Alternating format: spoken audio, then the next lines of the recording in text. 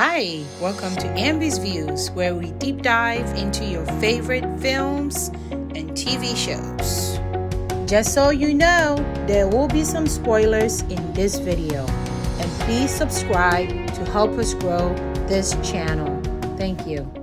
Okay, so here is my recap of WandaVision on Disney Plus, episode 1 through 5. In episode 1, we see Wanda and Vision being newly married couple moving to this new town called Westview, where we get introduced to their neighbor Agness and Vision's workplace, where later Vision's boss and his wife come to their home for dinner, and many interesting things happen during that episode. So with this episode, there were a lot of confusion because a lot of people didn't know what was going on. Don't worry, dear. I have everything under control. And why Wanda and Vision were stuck in the 50s acting in their own TV shows with audience members laughing and watching the show along with them. So there were a lot of confusion and it didn't seem interesting at first. Stop it.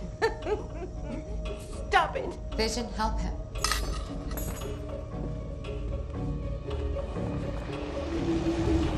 Then in episode 2, things started to make sense a little bit.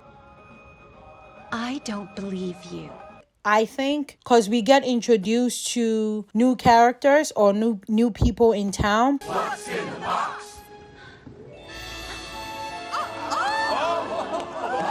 So we get introduced to a character named Geraldine, who's this black woman who kind of just showed up out of nowhere, who befriends Wanda at a fundraiser that they're holding for children for an elementary school in this town. And Wanda and Vision perform, they're doing different acts. What is interesting is that while this elementary school is supposed to exist and all these mothers and fathers are supposed to be raising the money for the school, we don't get to see the children. Maybe we leave the poor bunny out of this one, shall we? Right? So we don't get to see the children. And at the fundraiser, we hear the radio come on and somebody asking Wanda who's doing this to her. And one of the other women who was there, actually the leader of the group, looked at Wanda weirdly. And during this time, she was holding a glass and breaks the glass and she starts bleeding. Now, the show is set in black and white, but we could see the red blood when she started bleeding, which if it's set in black and white, we're not supposed to. But this was when Wanda got distracted with the call on the radio. Who are you? Wanda. So then we started wondering, hey, what's going on here? Maybe Wanda is the one in control, and when she loses control, things can go back to reality, because from episode 1 to 2, we kind of realized that it may not be the reality because it didn't make sense. Because we know even at the end of Avengers, it was set in modern times. So it didn't make sense that somehow Vision was alive and somehow they got married and they went back to the 50s.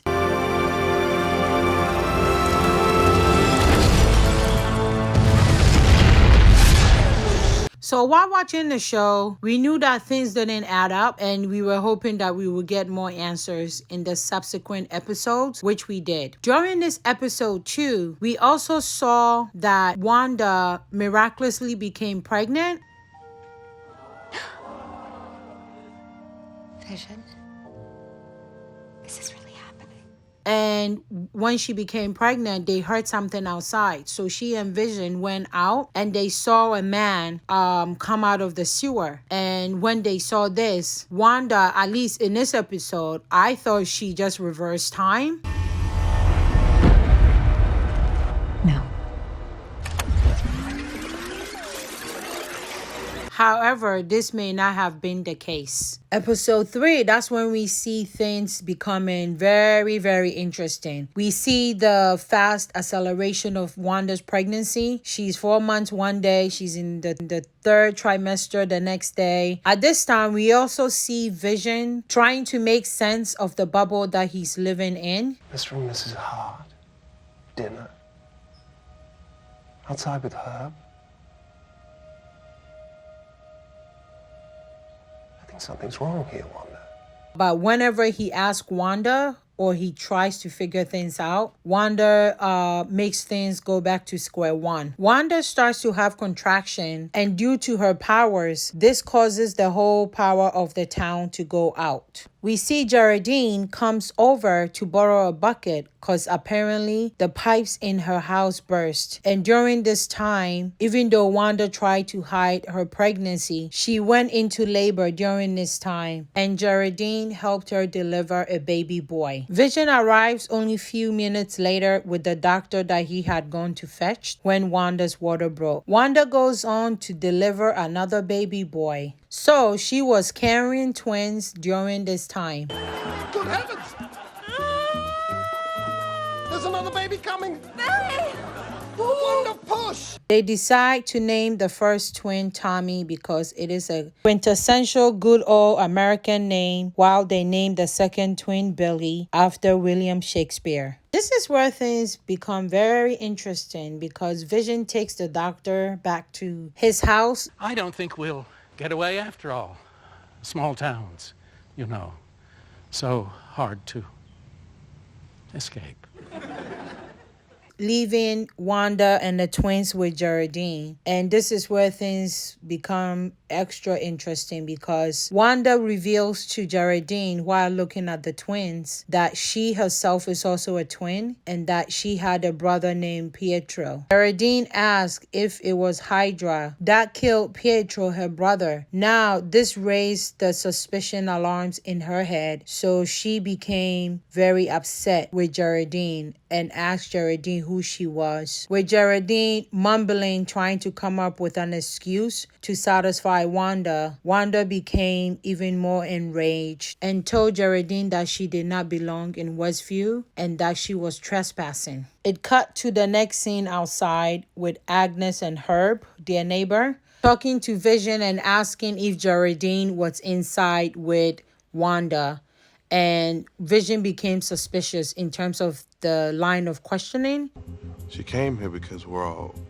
She came here because we're all what? What are you trying to tell me?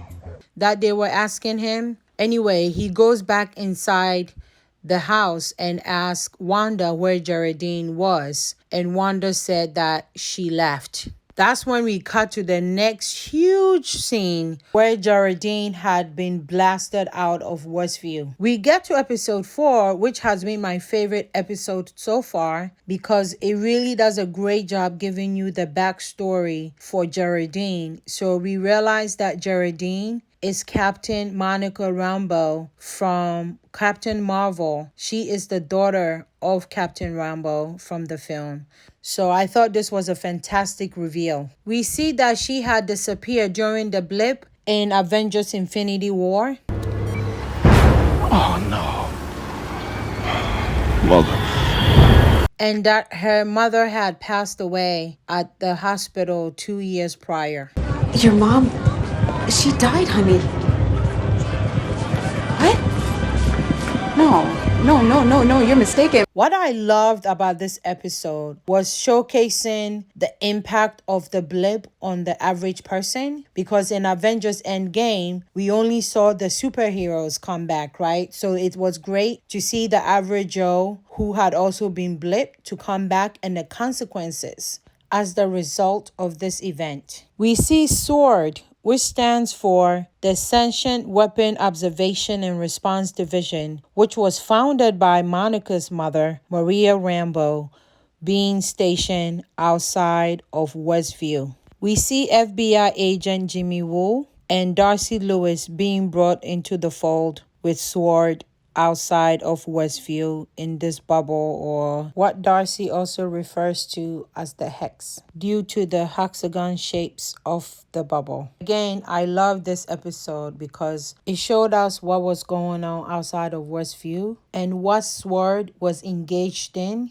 before Captain Rambeau went inside. We learned the truth about Westview, and it is that there's a whole energy field covering the entire town, not allowing people to come in and not allowing people to leave. And that all the people in Westview are real people in our reality who are missing. So it seems these people are being held hostage. Now we don't know who's holding them hostage. Is it Wanda or is it somebody else? So from this episode, a lot of things started to make sense. So remember in episode 2, when I mentioned that there was some guy who came out of the sewer, we see that it was Sword who sent this Agent Franklin down the sewer trying to go in and find out what was going on in Westview. We also find that it was Agent Wu who was trying to connect with Wanda through the radio.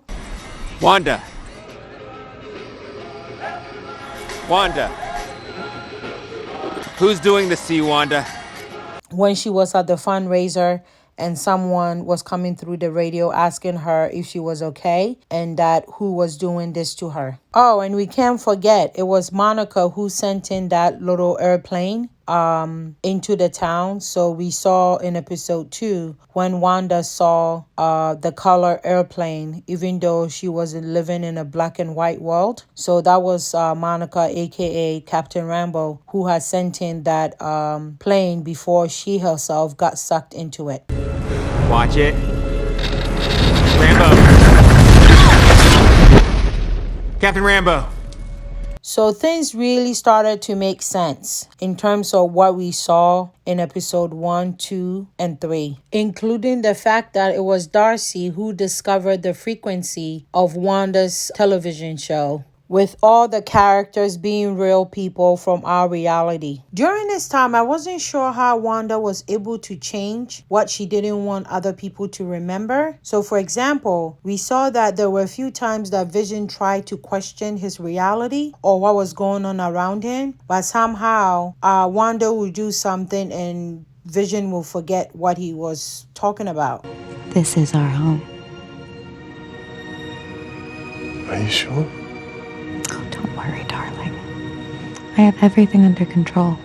So, episode 4 focused mostly on the perspective of those outside of Westview. We start episode 5 with Wanda and the twins crying and her not being able to use her abilities to stop them from crying. And during this time, the neighbor Agness, she's an interesting character. She comes in offering to help, calling herself Auntie Agness, and how she has a trick up her sleeve to help calm down the twins. During this time, something strange happens where she breaks out of her giddy character and she's asking Wanda's permission if she needs to pick it up from the top. It seems Agness knows that she is playing a character and that she needs Wanda's permission, which Vision found strange. But when he tried to talk to Wanda about it, Wanda tried to play it off and said that maybe Agness was just confused and that she was just being Agness. What was that with Agness just now? Well, I think she just got confused for a moment. She seems fine now. Anyway, the twins continued to cry, but when Wanda looked away, she heard silence. And when she turned around, the twins had aged themselves from infant to age 5. And Agness witnessed all of this, but did not flinch. So I know there is really something strange about this woman. I love the photo montage that they did with WandaVision and the twins.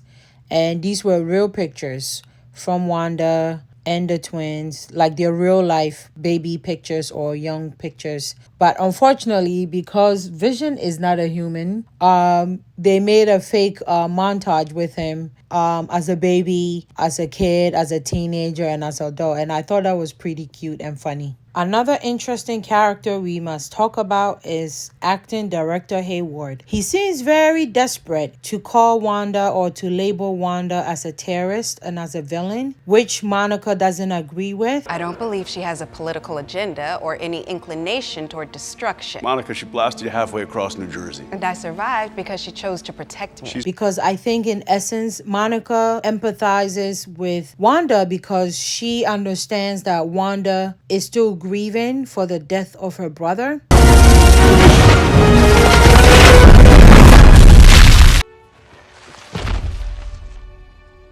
In addition to having complicated grief for the death of Vision. And that is why she has created her own alternate reality to have Vision still be alive so that they can live their happily ever after with everything that she wants, which is for Vision to be her husband and for them to have the twins. And Monica empathizes with this because she's dealing with her own grief with the death of her mother. And unfortunately for her, she wasn't even there when her mother died or allegedly died, right? Because we know in Marvel Universe, we don't know if people who are dead are truly dead and gone. Hub, General. Hub. This is no place to die. Back inside WestView, we see the twins, Tommy and Billy, bringing in an alleged stray dog and them begging their parents for them to keep this dog. And Wanda and Vision told them that they could have the dog when they are 10 years old because it's a huge responsibility to take care of a living thing. So of course they aged themselves, and this was in front of Agness again. Let's just hope this dog stays the same size. And Agness did not seem surprised at all, which makes me think she is definitely not whom she appears to be so far. Agness actually also goes on to name the dog Spiky. When Agent Wu and Darcy brings up Captain Marvel in front of Monica, she completely changes the topic and tells them that they should focus on Wanda, which they found very suspicious. We see Vision at work where now they have computers, where we see messages on the computers warning them of the WestView anomaly and how they may be high radiation affecting those inside WestView. This, of course, concerns Vision, so he hypnotizes Norm, where Norm suddenly comes out of the character or the role that he's been playing so far in WestView and tells Vision that she is in their head and that she is controlling them. And now Vision, being concerned or worried that this she may be Wanda, hypnotizes him back to the role that he was playing. It hurts so much. Just make her stop. Just make her stop! Now tell me this.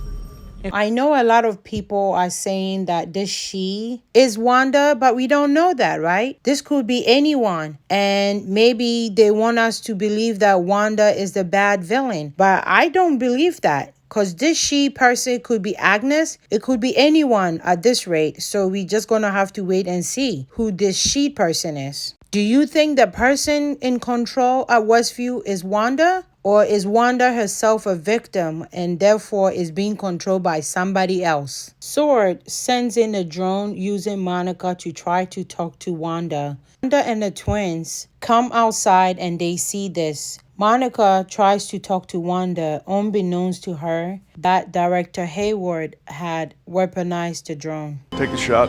What? No, the drone isn't armed. Take the shot.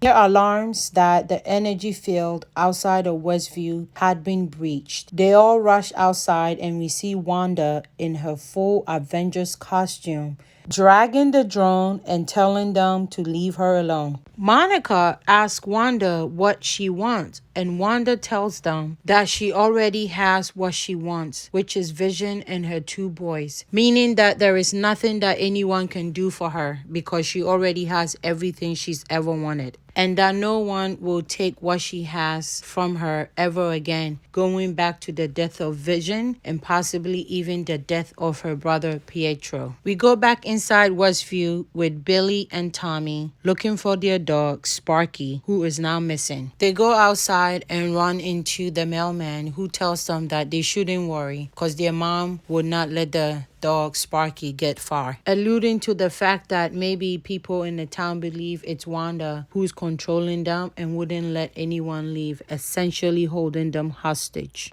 Wanda and the twins find Agness, who's holding something wrapped in a blanket, claiming that it is Sparky and that the dog had accidentally ate something from her rose bushes, which had killed the dog. This resulted in the twins crying and begging Wanda, their mother, to bring the dog back from the dead. Wanda tells them that she can't do that, and as a result of this, the boys try to age themselves so that they wouldn't feel the pain of losing their dog. This conversation is all happening in front of Agness, and again, she doesn't flinch or doesn't find anything strange about the boys saying that their mother can bring people back from the dead. Agness actually asks Wanda if she can really do this, and at least in this episode, we don't really see the answer that Wanda gives her. Agness has been a very interesting character throughout the episode so far, and I wouldn't be surprised if she and this so-called husband Ralph that we have still yet to see on screen are the ones in control and therefore holding people hostage, and Wanda herself is also a victim. But I think she definitely has a bigger role to play than what has been revealed so far. We see Vision trying to tell Wanda about what happened at work with Norm, and Wanda trying to disregard it, and Vision bluntly tells her that she cannot control him like how she controls the rest of the town. You can't control me the way you do them. Can't I?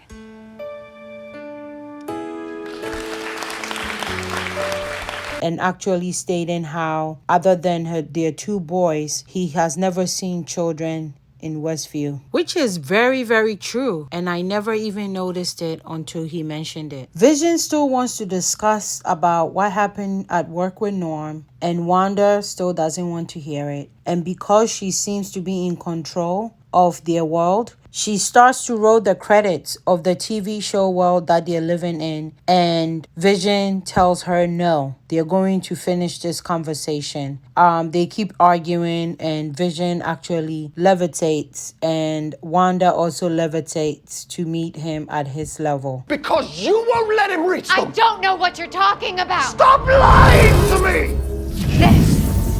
Vision asks what is outside of Westview, and Wanda says he doesn't want to know, in which Vision responds that she doesn't get to make that decision for him. But then Wanda says that everything she's doing, she's basically doing it for them. While they're still arguing, we hear the doorbell ring, and Wanda tells Vision that she did not make the doorbell ring and it wasn't her doing. She opens the door, and a huge surprise is actually her brother, Pietro. Now, Darcy is funny because back at the base, she's watching this on TV, and she makes a joke that how has Wanda recasted her brother Pietro, because the Pietro in all the Avenger films is not the same actor who's playing the brother in this episode. Pietro asks Wanda who's the popsicle, referring to Vision due to his appearance. Each episode of this show continues to improve and continues to get better. Episode 1 and 2 were slow, but I guess they were kind of just building up what was to come later. So I'm really enjoying this show. Here are the theories that I have about the show so far. I think due to the trauma of Vision's death and Pietro, Wanda has created her own world, and this world is an American sitcom TV shows, because in previous films she had indicated how she and her brother used to watch American shows when they were growing up. However, I am not completely sure if she is in complete control of what's going on in the town. I think this is something that she willed into existence, but she may not have complete control. Now, it's Agness also controlling what's going on in the town? And what about acting director Hayward? Why is he in such a rush and so quick to demonize Wanda? Why does he want Wanda to be the villain in terms of what's going on? Is he working with Hydra for some reason? We don't know, but we're going to find out. But I think the villains of this show are probably not Wanda, and it probably is Agness, her so-called husband Ralph, and acting director Hayward. What are some of your own theories? What do you think is going on, and do you think it's Wanda who's controlling everything? Leave your comment below and let me know what you think.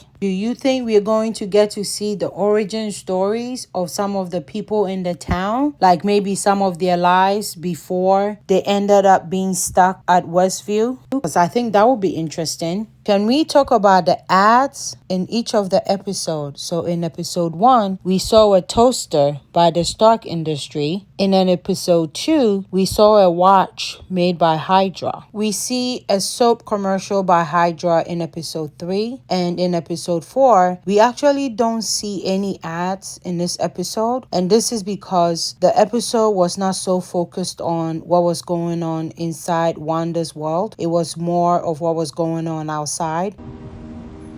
I'm a chemical engineer. No one cares. And the most interesting commercial so far is the Lagos paper towel. Now, I know most Westerners say Lagos, but I call it Lagos because that's what the people there call it. So therefore, that's what I'm going to call it. It's called Lagos, not Lagos. Now, this commercial is a throwback to Captain America Civil War. In the opening scene, we see Wanda saving Captain America, and as a result of this, she kills so many civilians.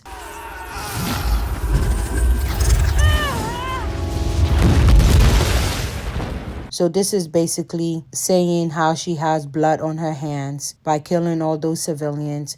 And even the drink that got spilled was blood red. Again, indicating the death of all those innocent people that she killed, which was brilliantly done. What was your favorite commercial from the episode so far? Please leave it in the comment below. Thank you so much for watching, and I look forward to you coming back for us to review episode 6. Are there any TV shows or films you would like us to review?